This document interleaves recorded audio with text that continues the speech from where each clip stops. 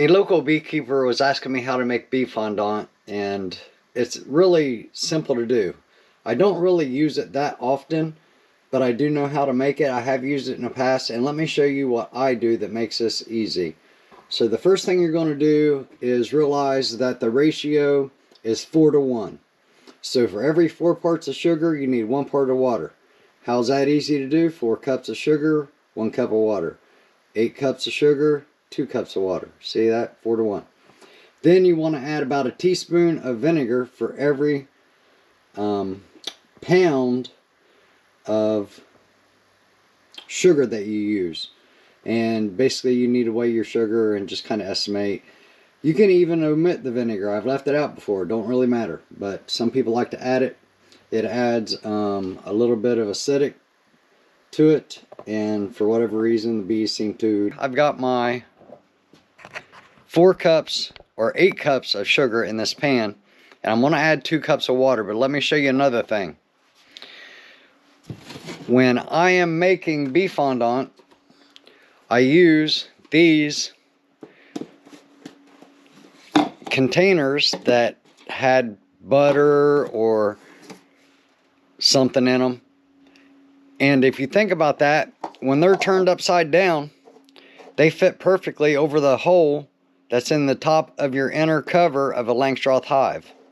So what I do is I pour the bee fondant into these to harden. Then I take them out to the beehive and I turn it over top of the slot that's in your inner cover, and the bees can get to it. So that's a little tip I'm going to give you. Anyways, let's get on to making this, and let me get the water and we'll get started. This isn't rocket science. We're basically just going to add 2 cups of water to this since I've got 8 cups of sugar, and then we're going to turn it on, the stove on.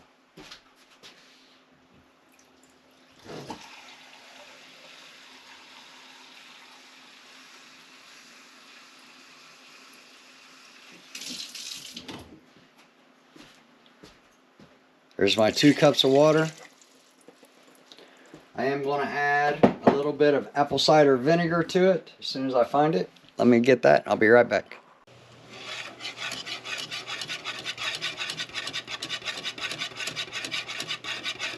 Stove off. And stir, and stir, and stir.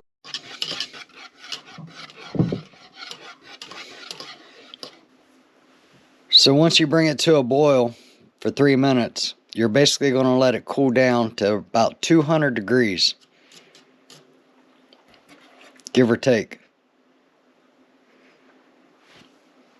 You can actually see that it transformed from a white mixture to a clear mixture. You can actually see the bottom of the pan. And now we're just going to let it cool down to about 200 degrees. You can use a thermometer, but you can also you can kind of tell that it's not thick enough yet. When it starts to thicken up, you're going to whisk this really hard. And by keeping it moving like this, you're basically making sure that the temperature remains even and that it doesn't really cool down in any one spot greater than any other.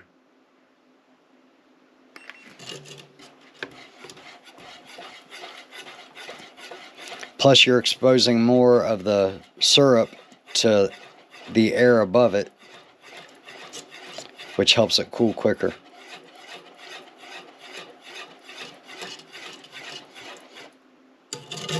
You can kind of see that the sides are getting some sugar hardening on it, and that's fine.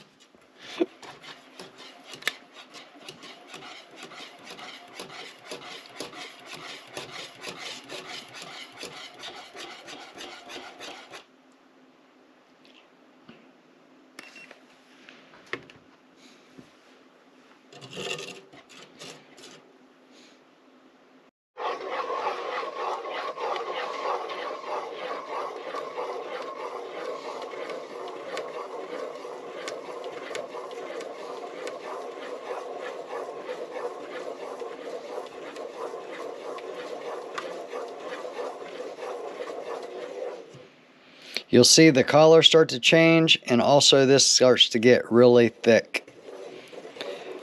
Once it drops below 190,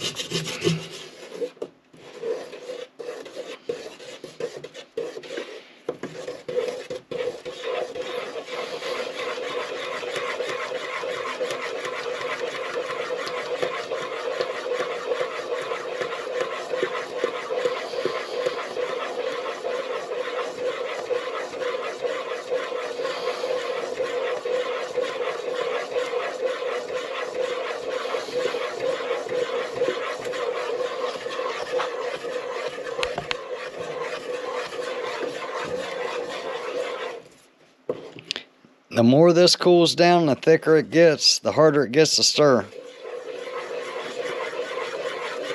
Your hands are going to be tired.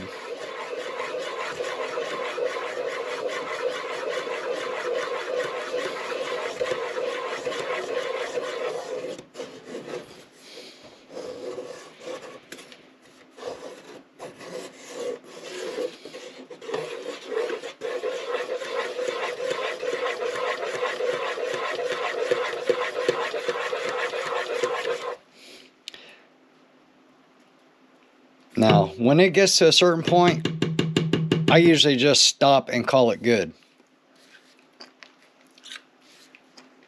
Licking the spoon. So now what I want to do is I want to pour it into my containers. And again, you kind of got to move pretty quick at this, because once it starts to cool down, it goes fast.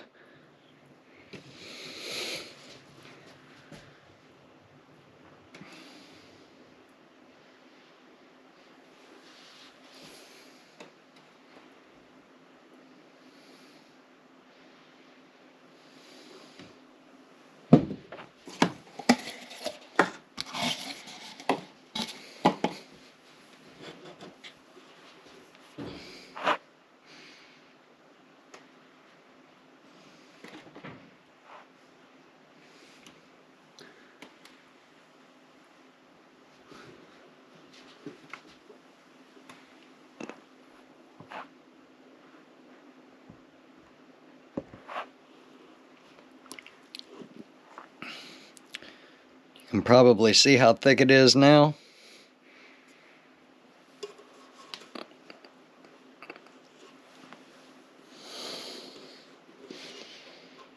Coming out in like goops.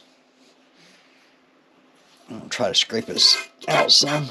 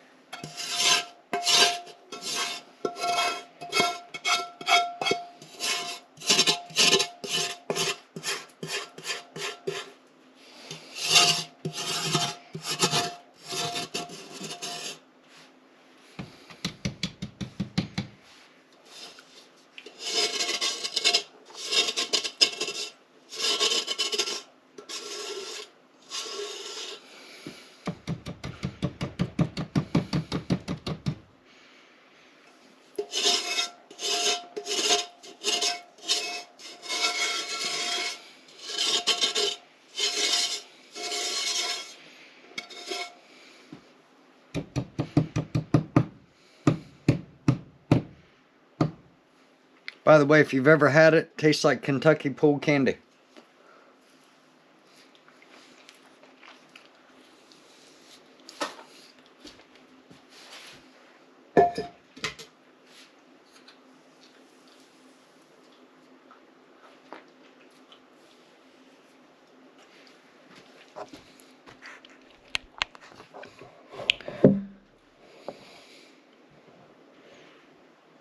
There you go. Just let it harden up, and then you can take it out to your beehives.